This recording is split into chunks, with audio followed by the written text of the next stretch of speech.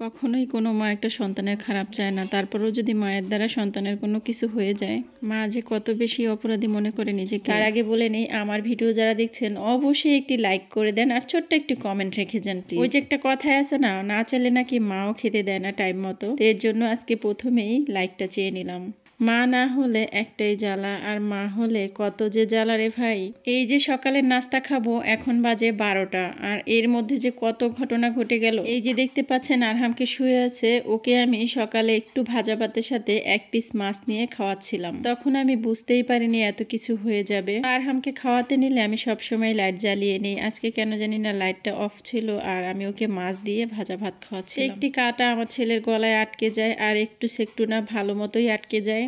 তো কাঁটা আটকে যাওয়ার পরে 7 থেকে 8 বার বমি করেছে আরহাম, কিন্তু কাঁটা কিছুতেই বের হয়নি। পাশে এক ভাবি আছে, মুড়ি পরে দেয়, তার কাছেও নিয়ে গিয়েছিলাম, কাজ হয়নি। পরা মুড়ি খাওয়ার পরও কাঁটা গলার থেকে ছুটেনি। তারপর আমরা বাসায় বিভিন্ন খাবারের জিনিস দিয়ে ওকে ট্রাই করেছিলাম, তাতেও কিছু হয়নি। ও শুধু বলতেছিল আমার গলা থেকে কাঁটাটা বের করে দাও। ছোট মানুষ, আমার যে কি খারাপ লাগতেছিল। শুধু আমার না, আমার শাশুড়িও কান্না করতেছিল। আসলে যখনই আমার ছেলের কিছু হয় তখন ওর দাদি একেবারেই কান্না করে দেয়, আর আমার তো ভিতরটা একদম পুরো ছাই হয়ে যায়। মানে ছোট বাচ্চা মানুষ, আমরা তো বড় মানুষ অনেক কিছু করতে পারি একটা কিছু হলে। যখন কিছুই হচ্ছিল না, মানে কাঁটা বের হচ্ছিল না, ভিতরেও যাচ্ছিল না, তারপর ও চাচু ওকে ডক্টরের কাছে নিয়ে যায়। পরবর্তীতে ডক্টর ওষুধ দেয়, তো সেই ওষুধ খাওয়া নিয়ে আর এক ঝামেলা। যাই হোক, কষ্ট মষ্ট করে খাওয়াই দিছি, তারপর ঘুমিয়েছে। ঘুম থেকে ওঠার পরে আলহামদুলিল্লাহ কাঁটা আর নেই। তো প্রথমের টুকু হচ্ছে আজকের ভিডিও, আর এই যে ভিডিওগুলো দেখছেন এগুলো হচ্ছে কালকের ভিডিও। ওর চাচু ওকে চুল কেটে দিচ্ছিল, ওটাও হচ্ছে কালকের ভিডিও।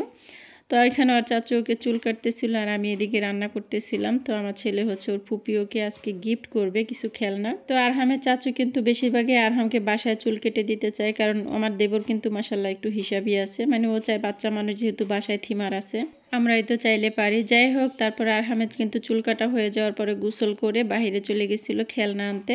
মানে তার ফুপু তাকে আজকে একটা না দুইটা খেলনা গিফট করেছে। এই যে দেখতে পাচ্ছেন, প্রথমে একটা ঘোড়া ছিল, সেই ঘোড়াটা একটু ফেটে গেছিল নিচে। তো আপু কিন্তু চাইছিল ওকে অন্য একটা খেলনা দিতে, কিন্তু সে যেটা পছন্দ করেছে তাকে ঠিক সেই দুইটা খেলনাই নিয়ে দিছে। মানে দোলনা তার অনেক ফেভারিট, আর এই যে ঘোড়া এটাও তার অনেক বেশি ফেভারিট। তো এর জন্য সে যেটা চাইছে তাকে সেই দুইটা খেলনাই দিয়েছে তার ফুপি। আর আগে এটার মতো যেই ঘোড়াটা ছিল ওটা আমরা স্টোর রুমে রেখে দিছি। মানে স্টোর রুমে অলরেডি তার 3টা খেলনা জমে গেছে, মানে স্মৃতি হিসেবে রেখে দিই। এটার মতো খেলনা কিন্তু এটার মতো ঘোড়া আরেকটা ছিল, সেটা কিন্তু ফেটে যাওয়ার পরেই এটা দিছে তার ফুপি। মানে সে যেটা চাইছে সেটাই তাকে দিছে। আর সাথে একটু চুল কাটার ফাইনাল লুকটাও দেখে নেন। এই যে দেখুন, চুল কাটা আজকে একদমই বাজে হয়েছে। মানে তার চাচাই রাগ হয়ে গেছে তার উপরে। সে চুল কাটার সময় অনেক বাহানা করছিল। প্রথমে তার চাচুকে সে ঘুম থেকে ডেকে উঠাইছে, পরে যখন সে থিমার নিয়ে আসছে তখন আর সে চুল কাটতে দিচ্ছিল না। সে বলতেছে মাথার উপর দিয়ে চুল কাটতে, মানে চান্দির উপর দিয়ে। তো চান্দির উপর দিয়ে চুল কাটতে কপালের চুল একদম ছোট হয়ে গেছে। আর এই যে হচ্ছে দ্বিতীয় খেলনাটা, মানে এই দোলনাটা তার অনেক বেশি পছন্দের। এটা পার্কে যে সে সিরিয়ালে দাঁড়িয়ে থাকে, মানে দোলনায় দোলার জন্য। তা আপু চাইছিল তাকে অন্য টাইপের খেলনা দিতে, তো তার যেটা পছন্দ হয়েছে পরবর্তীতে সেই দুইটাই দিছে। আর ওই যে দেখুন, ওইখানে কিন্তু দোলনা বাজানোর মতো হুক ছিল, মানে ওই জায়গাতে ঝাড়বাতি লাগানো হবে, তো সেইভাবে রেখেছিল হুকটা লাগিয়ে।